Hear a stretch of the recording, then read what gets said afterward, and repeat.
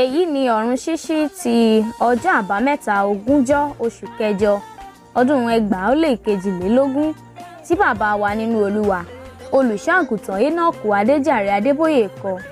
Àkórí ẹ̀kọ́ wa tòní ni lẹ́tà sí ìjọ ní Laodikia apá kìíní.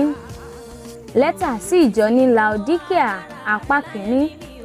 Bíbélì kíkà wa wà nínú ìwé ìfihàn orí 3 ẹsẹ̀ 14 sí 18 àti ìwé Lúùkù orí 9 ẹsẹ̀ 13 sí 14.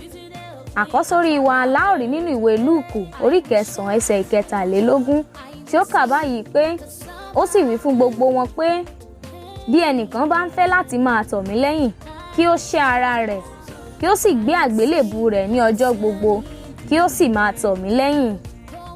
Àlàyé bàbá wa ni èyí.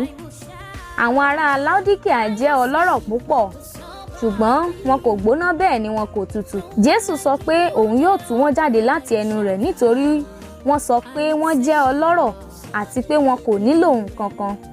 Jésù sọ fún àwọn ènìyàn wọ̀nyí pé wọ́n jẹ́ tálákà àti pé láti jẹ́ ọlọ́rọ̀ wọ́n ní láti wá láti ra góòlù tí a ti dánwò nínú iná láti ọ̀dọ̀ rẹ̀. Láti wọ aṣọ wọ́n nílò láti ra aṣọ funfun láti ọ̀dọ̀ rẹ̀ pàápàá.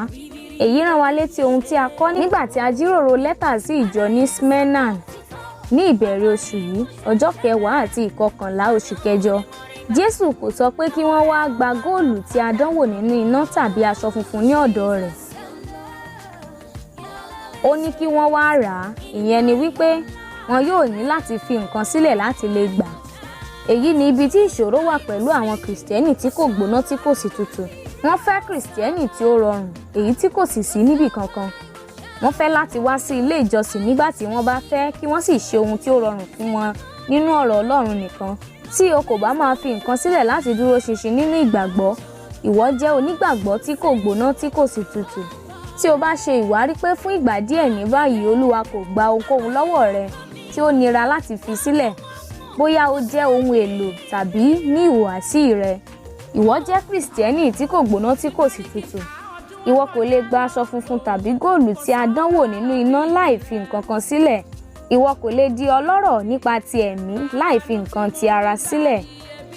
Tí o kò bá sọ fún ẹnikẹ́ni nípa Jésù tàbí tí o ṣe ìfẹ́kùfẹ́ ojú tàbí san owó fún àwọn ènìyàn láti ṣe iṣẹ́ Ọlọ́run nítorí ìwọ kò lè ṣiṣẹ́ rẹ̀ pẹ̀lú àwọn iṣẹ́ tìrẹ mọ́ nítorí ìyẹn yóò ṣe àkóbá fún kíláàsì rẹ ní àwùjọ.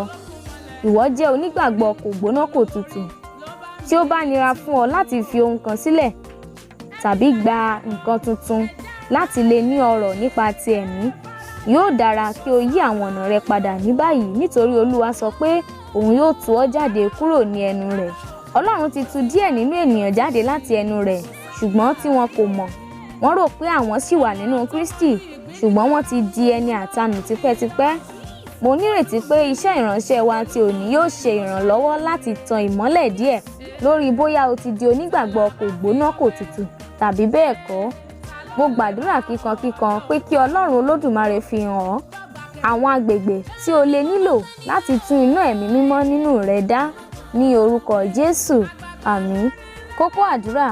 Bàbá, agbègbè èyíkéyìí tí iná mi ti lọ sílẹ̀, jọ̀wọ́ fi hàn mí kí o ràn mí lọ́wọ́ láti gbóná fún ọ ní orúkọ Jésù. Bàbá, agbègbè èyíkéyìí tí iná mi ti lọ sílẹ̀, jọ̀wọ́ fi hàn mí kí o ràn mí lọ́wọ́ láti gbóná fún ọ ní orúkọ Jésù.